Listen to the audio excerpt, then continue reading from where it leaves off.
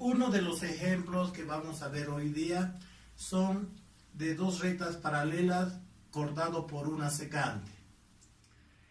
Si tenemos un ángulo de 40 grados, necesitamos hallar los ángulos restantes. Trazamos las dos rectas paralelas.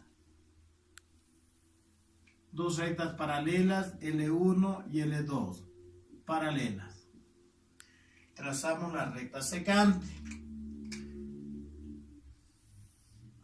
Esta va a ser la recta secante. Esto va a formar 8 ángulos. Aquí le vamos a enumerar de la siguiente forma: ángulo 1, ángulo 2, ángulo 3 y el ángulo 4. Continuando con el ángulo 5, 6, 7 y el ángulo 8. Según nuestro esquema, el ángulo de 40 grados podemos tomarlo en esta posición. 40 grados. Los ángulos alternos internos son, cuando son rectas paralelas, los ángulos alternos internos son iguales.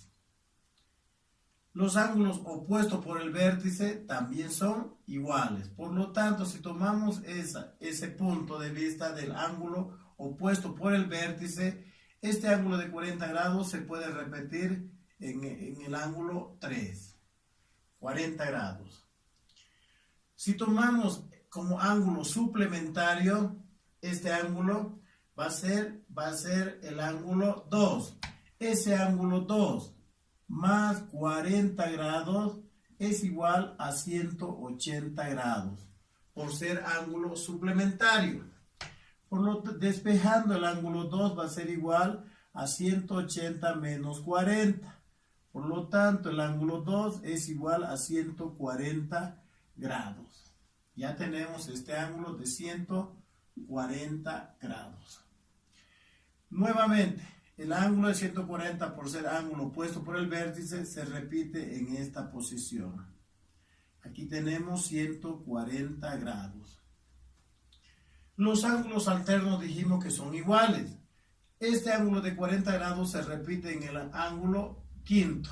Aquí tenemos 40 grados.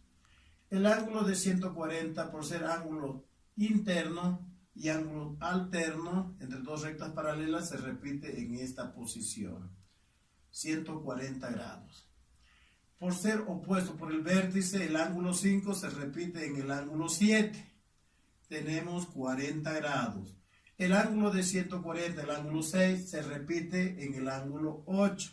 Aquí tenemos también 140 grados. Si nos fijamos, hemos encontrado la solución de todo. Tenemos el ángulo 1 que vale 40, el ángulo 2 140, el 3 40 y el 4 140. El ángulo 5 40, opuesto por el vértice, el 7 40, el ángulo 6 140, opuesto por el vértice 140. Por lo cual el problema ha sido resuelto. Aquí teniendo como base el ángulo 2.